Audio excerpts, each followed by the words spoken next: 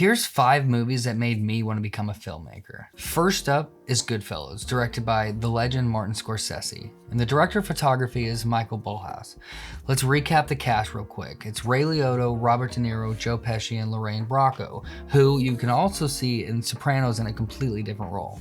The synopsis is a young man named Henry Hill grows up idolizing the mafia lifestyle and slowly rises through the ranks of organized crime, alongside volatile gangsters Jimmy Conway and Tommy DeVito.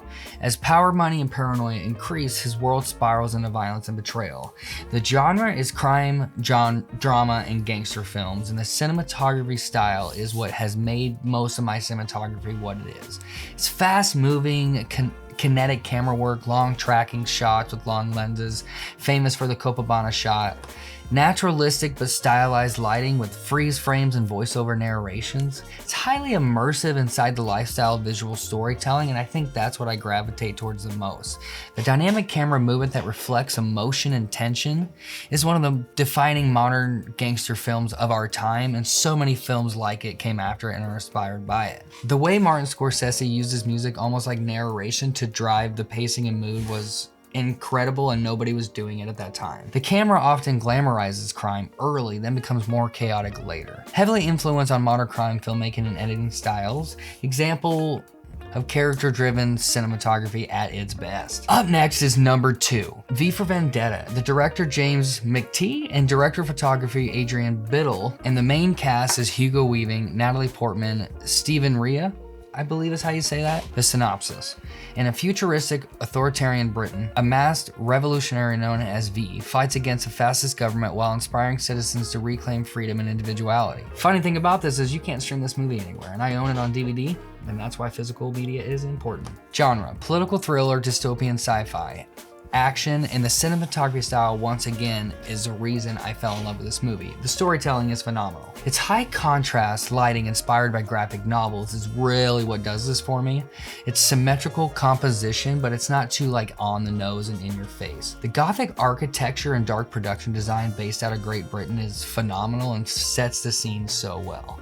The stylized slow motion and dramatic framing and the heavy use of reds, black, and shadows to symbolize the rebellion and oppression is perfect, and the perfect way to use color theory if you ever need an example.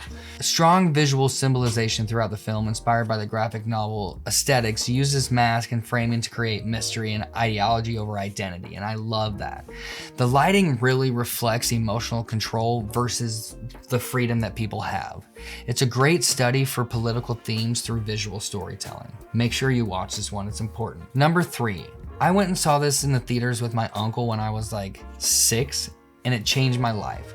Star Wars Episode 1, The Phantom of the Menace. Director George Lucas and director of photography David Tattersall. The main cast is Liam Neeson, Ian McGregor, Natalie Portman, and Jake. Synopsis. We all know it, but I'm going to recap. 2 Jedi Knights discover a young boy believed to have been connected to an ancient prophecy while political unrest threatens the stability of Galactic Republic. Something about politics, man, it just gets me going. Sci-fi, fantasy, and adventure. The cinematography style is way different than the first 2 films I talked about, but I still love it so much because it teaches us so much. The large-scale world building through wide shots, the heavy use of CGI environments and digital cinematography are amazing. The bright, colorful, planetary palettes, the operatic framing inspired by classical epics, and the smooth camera movement and visual spectacles are just one of the first major films to heavily embrace digital filmmaking was this movie.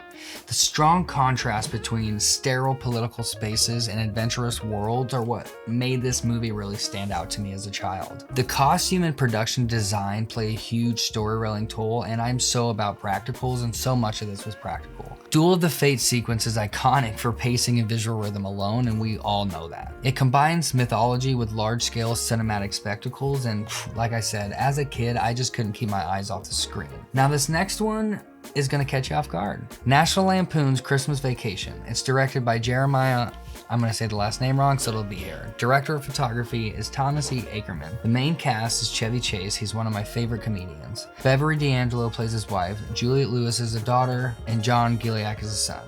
Synopsis, we all know it.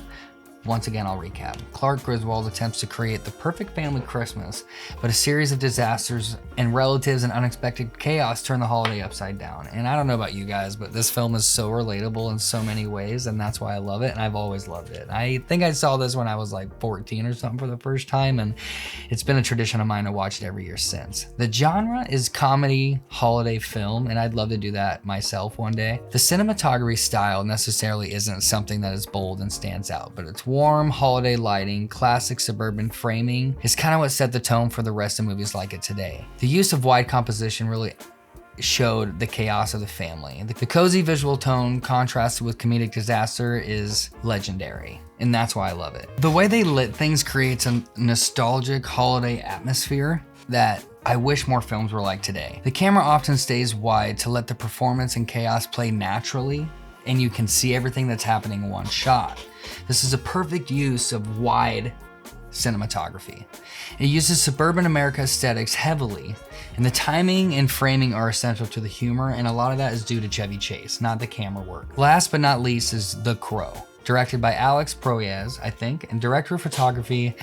Once again, I don't want to mess this up, so it'll be here. The main cast is R.I.P. Brandon Lee, Ernie Hudson, Michael Wincott, and Rochelle Davis. Synopsis is, after being brutally murdered alongside his fiancée, musician Eric Draven returns from the dead 1 year later to seek revenge against the gang responsible. Ooh, gang related? Obviously, I love thrillers. Genre, dark fantasy action gothic thriller.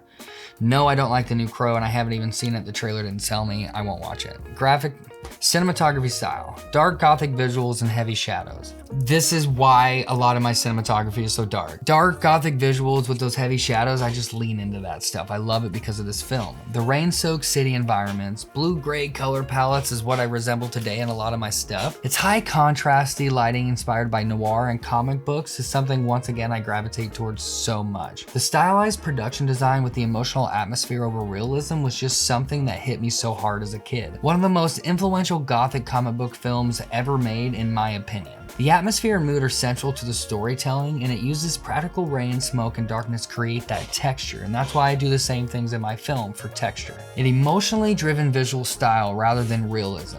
Brandon Lee's performance alone became legendary, and after his tragic death during the production, it made, unfortunately, the movie more iconic. The way that they shot and did this film is just paced and lit perfectly, and I have not seen a lot of films since do the same thing. If I'm wrong, please let me know and I'll watch it. So there you go. Those are the 5 films that made me want to be a filmmaker. Comment, let me know the films that made you a filmmaker. I'll check them out and we can have a conversation about it.